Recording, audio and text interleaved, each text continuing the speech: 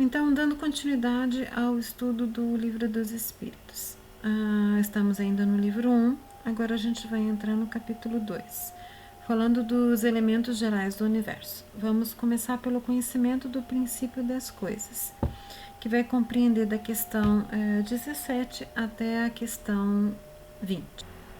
Na questão 17, Kardec pergunta, né, é dado ao homem conhecer o princípio das coisas? E os amigos espirituais respondem, não. Deus não permite que tudo seja revelado ao homem neste mundo. A gente acha que talvez possa ser alguma coisa de presunção ou algo muito superior. E na verdade não é. Na medida que a gente vai tendo entendimento e que vamos estudando e que vamos olhando algumas coisas, há várias questões que os espíritos superiores, os amigos espirituais, colocam desta mesma forma. E o que acontece? Vamos percebendo que nós, enquanto pessoas, enquanto seres humanos, enquanto espíritos encarnados, nós temos uma certa dificuldade. E essa dificuldade está ligada intimamente com a nossa evolução. E por essa nossa evolução de sermos mais ou menos espíritos elevados ou evoluídos ou amadurecidos, de repente aí não importa a denominação, ou seja, espíritos que têm uma certa bagagem, mas que usam essa bagagem de conhecimento para se autoaprimorar, vamos dizer assim, que nós não conseguimos perceber tudo. Então, nem tudo é revelado porque nós não temos uma certa capacidade de assimilação. É a mesma coisa que uma criança, né, que está no ensino, que começa a aprender a ler, começa a aprender a escrever. Nós não temos como dar textos complexos para esta criança fazer uma interpretação de texto. Né? Por quê? Porque ainda o cérebro dela está trabalhando, ela está organizando algumas coisas, ela está assimilando aquilo. E nós também, nós ainda estamos numa certa infância em termos espirituais. Então, muitas coisas, digamos assim, o princípio de muitas coisas não tem como um mundo espiritual nos dar, porque nós não vamos ter este entendimento. Nós não vamos estar abertos para isso. Então, as coisas são reveladas muitas vezes aos poucos, à medida que nós vamos justamente nos colocando, né, estando um pouco mais abertos e mais amadurecidos para as ideias. Também é perguntado se um dia nós vamos ter, digamos assim, a capacidade de ter esse entendimento. Sim, um dia nós vamos ter a capacidade. Em que momento? No momento em que a gente for se depurando cada vez mais, ou seja, o que muito nos atrapalha é a nossa questão ainda da parte material. Ela ainda nos atrapalha bastante. E à medida que a gente for nos espiritualizando, tendo essa questão espiritual mais perto de nós, fomos deixando o lado material de lado, vai descortinando e nós vamos tendo este olhar. Então nós vamos conseguir perceber algumas coisas, assim como a percepção de Deus, assim como a percepção de alguns princípios básicos, assim como a nossa própria percepção de todas as coisas ao nosso redor. E se nós vamos conseguir penetrar, vamos dizer assim, com a questão da ciência, na questão de alguns princípios da natureza, nós vamos até um certo ponto aonde nos é permitido. Porque muitas coisas não nos são permitidas porque nós não podemos ultrapassar alguns limites, os próprios limites das leis da natureza. Então nós estamos sujeitos a essas leis da natureza e temos que, digamos assim, estar no princípio delas. Então vai ser conhecido e vai ser trabalhado de acordo com essas leis. Nessa questão, que é a questão 19, o Kardec faz uma observação. Quanto mais é dado ao homem penetrar nestes mistérios, mais cresce a sua admiração pelo poder e sabedoria do Criador. Mas, seja por orgulho, seja por fraqueza, sua própria inteligência o faz joguete da ilusão. Ele amontoa sistemas sobre sistemas e cada dia que passa lhe mostra quantos erros tomou por verdades e quantas verdades rejeitou como erros. São outras tantas decepções para o seu orgulho. Então, o que o Kardec quer dizer é que muitas vezes o nosso orgulho ele acaba nos cegando de determinadas coisas. Então, se nós começamos a crescer com a nossa sabedoria, com a nossa admiração, é porque nós começamos a deixar a questão material um pouco de lado, deixando o nosso orgulho de lado, nós colocamos cada coisa no seu lugar. Não devemos ser e querer ser deuses, não é? Ou seja, estar acima de muitas coisas, né? Por quê? Porque daí nesse momento nós não vamos conseguir perceber o resto. Por mais que nos seja dado, por mais que nos seja colocado, a gente não vai ter essa percepção, porque a gente não se coloca humildemente no nosso lugar, né? E a gente quer bancar muitas vezes coisa que não nos compete. E se Deus achar útil, digamos assim, ser revelado alguma coisa para que nós possamos aprender com a ciência, isso nos será colocado. Tudo dentro de certos limites. Nada mais, nada menos. Podemos até conhecer passado e futuro, né, se isso for útil e se for usado de uma maneira útil. Se for usado de uma maneira fútil ou com outros fins que não sejam, isso não será realmente permitido. E vamos falar de espírito e matéria. Até no cantinho aqui, né, no canto aqui do lado, eu coloquei um esquema falando, né, Deus, criação, os elementos gerais do universo, não é? E justamente a questão de espírito e matéria. A questão de espírito está na questão 23 e a parte de matéria está na questão 22. Na questão 21, pergunta se a matéria existe desde o princípio ou como Deus foi criada por ele em determinado momento. Então, a questão composta diz que só Deus sabe. Né? Então, na verdade, algumas coisas são criadas desde muito tempo que não se tem ideia o quanto tempo algumas coisas já foram criadas. Mas uma coisa é certa, né, que Jesus até falou em algumas das falas que Deus, como um pai, ele até hoje não está ocioso, ou seja, ele continua criando desde todos os tempos. Então, há coisas que nós não temos nem ideia do tempo e né, da quantidade de algumas coisas. Na questão 22, que a gente vai estar falando de matéria, então essa questão 22, falando da matéria, define-se geralmente a matéria como sendo o que tem extensão, impressiona os nossos sentidos e é impenetrável. São exatas essas definições? E eles respondem: do vosso ponto de vista, essas definições estão exatas, porque não falais senão o que conheceis.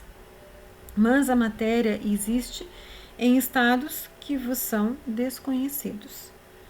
Pode ser, por exemplo, tão etérea e sutil que nenhuma impressão vos cause aos sentidos.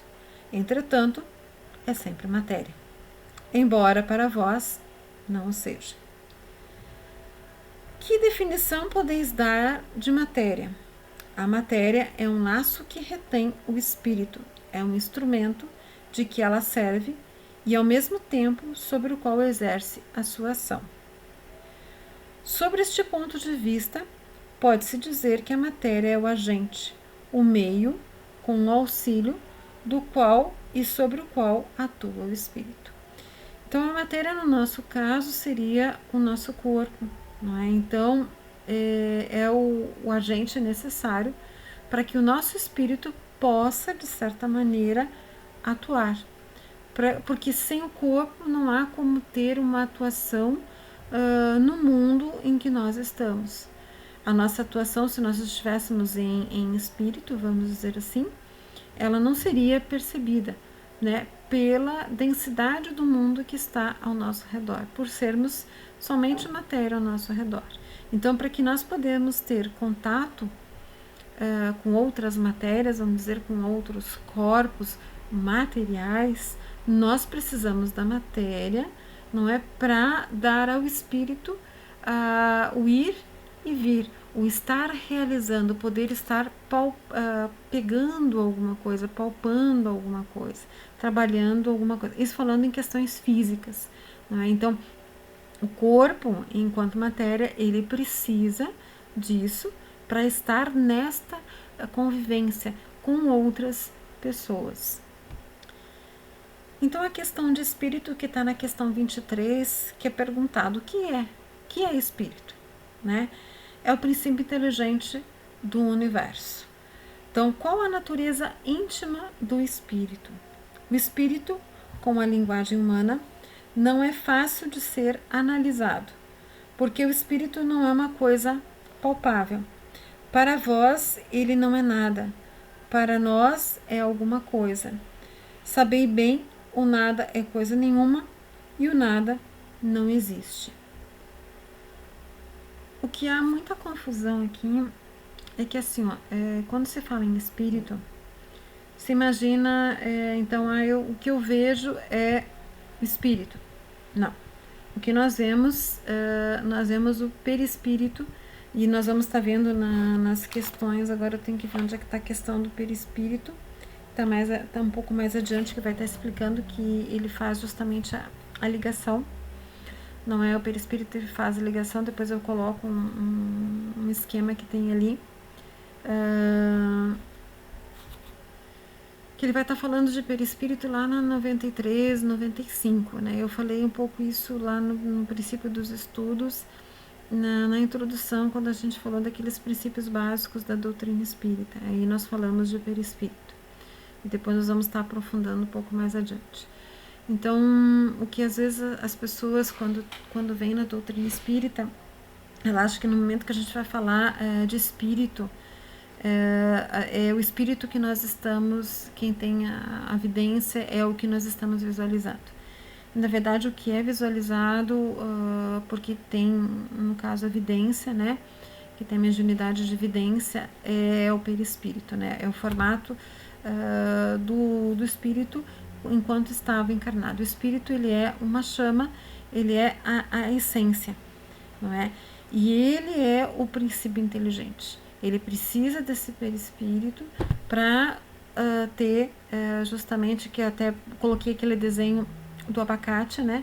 Então, o centro é o espírito, né? Aí nós temos o recheio, que seria do abacate, será aquela parte verde mais clara ali, que seria justamente o perispírito, e por fora a casca, que seria o corpo, né? Então, a matéria seria a parte de fora, o espírito que seria dentro. E depois a gente vai estar aprofundando na questão do perispírito. O espírito em si, ele é justamente o princípio inteligente do universo. Não é? É onde tudo no caso, tudo é gerado, aonde as coisas, digamos assim, funcionam, onde está toda digamos assim, a nossa bagagem de todas as encarnações. É aí que acaba se encontrando todas as nossas experiências. Ele precisa de uma matéria para, enquanto encarnado, estar utilizando todas essas experiências, trazer para cá essas experiências e poder estar realizando elas. Sendo que a inteligência, ela é um atributo do espírito, né? A inteligência é um atributo do espírito.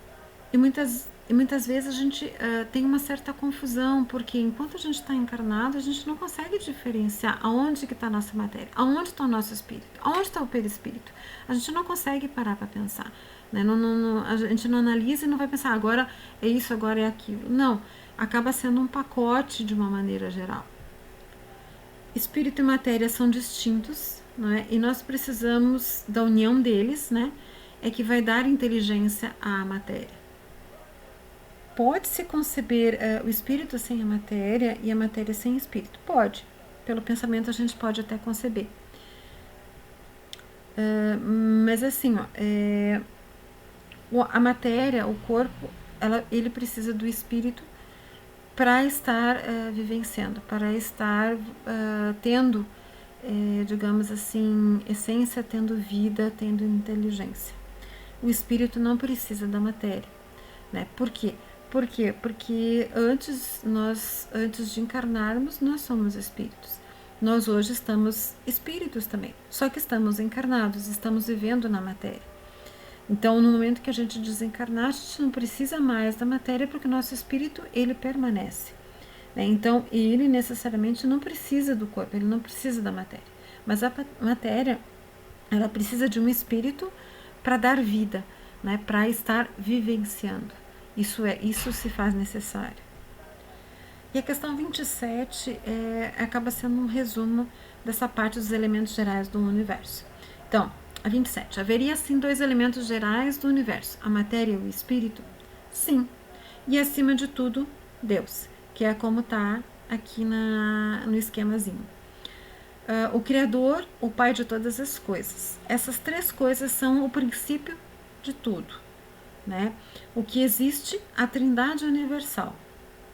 Mas ao elemento material é preciso juntar o fluido universal, que empenha papel intermediário entre o espírito e a matéria, propriamente dita, muito grosseira, para que o espírito possa ter uma ação sobre ela, ainda que, sob certo ponto de vista, se possa incluí-la no elemento material. Ele se distingue por propriedades especiais. Se fosse matéria, não haveria razão para que o espírito também não fosse. Ele está colocado entre o espírito e a matéria, é o fluido, como a matéria é matéria suscetível, pelas inumeráveis combinações com esta e sobre a ação do espírito, de produzir uma infinita variedade de coisas das quais não conheceis senão uma pequena parte. Este fluido universal, ou primitivo, ou elementar, sendo agente do espírito, é o princípio sem o qual a matéria estaria em perpétuo estado de divisão e jamais adquiriria as propriedades que a gravidade lhe dá. Muitas vezes o que os amigos espirituais também colocam que a nossa linguagem ela é incompleta para que a gente possa entender alguns princípios, né? Muitos falam de agente elétrico, fluido né, animal. Então as palavras elas pouco importam, mas o que importa é como é esse esquema de certa maneira. Então nós temos a matéria, nós temos esse fluido que faz dar este movimento e nós temos o espírito. Então esses 3 elementos fazem parte dos elementos gerais do universo. Deus acima de todas as coisas, né, o espírito e a matéria. Então com isso é que nós estamos realizando as coisas. Então espírito e matéria fazem as realizações necessárias, né, fazendo parte dos elementos gerais. Não é? Então sem eles não se determina algumas coisas. Então fazendo um resumo, ensina a doutrina espírita que o espírito é o princípio inteligente do universo, sendo a inteligência o seu atributo essencial. Este princípio inteligente, que tem a sua origem no elemento inteligente universal, passa por um processo de elaboração e individualização, até transformar-se no seu denominado espírito. Assim, a palavra espírito tanto é empregada para designar o princípio inteligente do universo, quanto para designar este mesmo princípio após a sua individualização. O espírito, ou seja, o princípio inteligente individualizado, é criado por Deus. Não é, porém, uma emanação ou uma porção da divindade. É a sua obra, exatamente qual a máquina o é do homem que a fabrica. A máquina é obra do homem, não é o próprio homem. Deus cria o espírito pela sua vontade, mas o faz em relação a tudo no universo. Como Deus jamais deixou de criar, a criação dos espíritos é permanente. O espírito é a individualização do princípio inteligente, assim como o corpo é a individualização do princípio material. Essa individualização do princípio inteligente se efetua numa série de existências que precedem o período da humanidade. Existem existências essas onde o princípio inteligente passa a primeira fase do seu desenvolvimento, ensaiando-se para a vida. Essa seria para o espírito, por assim dizer, o seu período de incubação. É, de certo modo, um trabalho preparatório, como o da germinação, por efeito do qual o princípio inteligente sofre uma transformação e se torna espírito. Entra então um período da humanização, começando a ter consciência do seu futuro, capacidade de distinguir o bem e do mal e responsabilidade dos seus atos. Então este espírito também ele é criado, não é?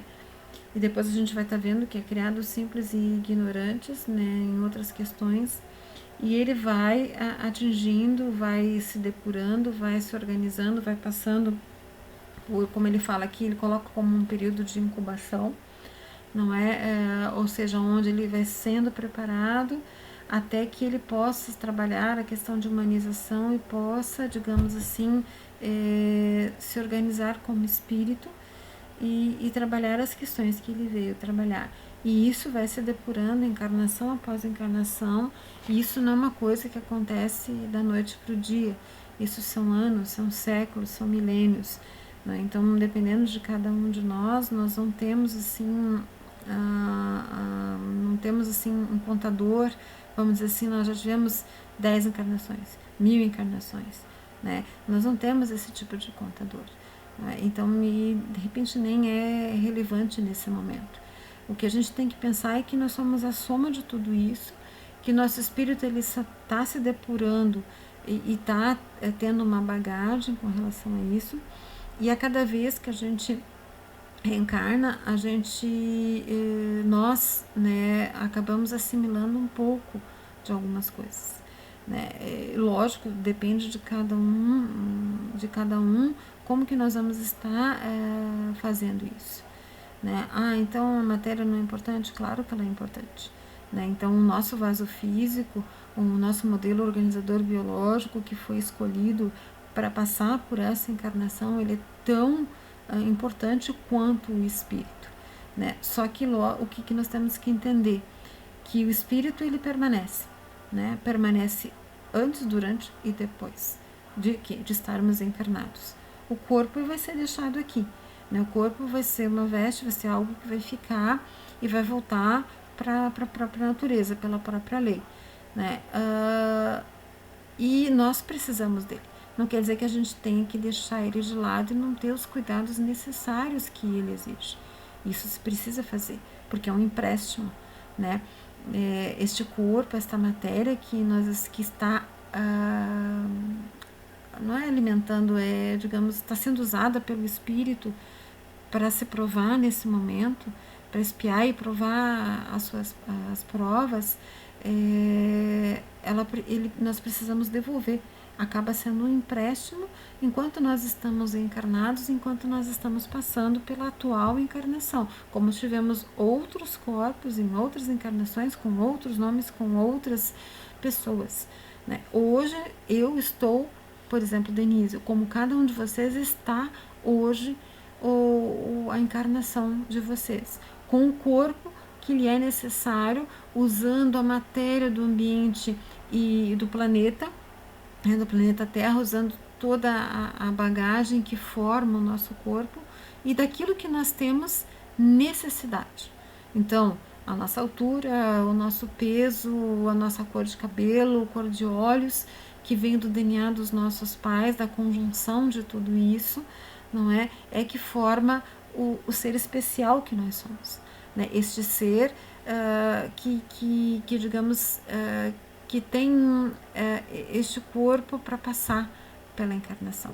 Há um livro que é o livro Renúncia, que é do Chico. Ali fala da Alcione, né, que é um espírito um pouco mais elevado, passando por algumas encarnações. Conta a história ali em um dos momentos em que ela vai reencarnar em que os amigos espirituais dizem para ela, ó, esse vai ser o teu corpo, ou esse aqui você vai ser desta forma, vai ser desse jeito, e ela disse, não, tira isso, tira aquilo, porque ela tinha o merecimento de escolher, porque ela disse, desta forma eu vou cair na tentação e não vou conseguir realizar aquilo que eu preciso realizar.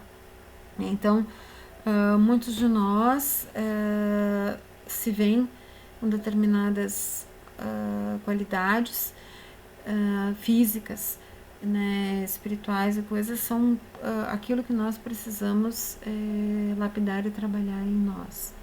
Dizem que, e é verdade, lógico, que algumas provas são mais complicadas.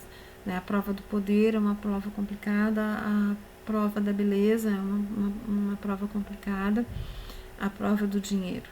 Né? Por quê? Porque isso acaba trazendo de nós sentimentos e talvez gerando futilidades, no caso, por exemplo, da beleza, vaidade, né? Se a gente vai ou não cair em determinadas questões e se a gente vai conseguir trabalhar isso de acordo. Né? A questão do poder também. A questão do poder é algo que vem muito forte e, né, a gente não sabe se vai conseguir ou não estar realizando. Por quê? Porque é algo, né, se nós formos usar a questão de egoísmo e orgulho com relação a isso, a gente pode se perder e perder bem. Por hoje eu acho que é só essa semana. Depois me deem um feedback se tenham alguma dúvida. Alguns estão me falando em off, né, falando em privativo. Né, eu estou aqui para estar respondendo as perguntas de acordo com aquilo que a gente vai estar analisando. Uma ótima semana para todos.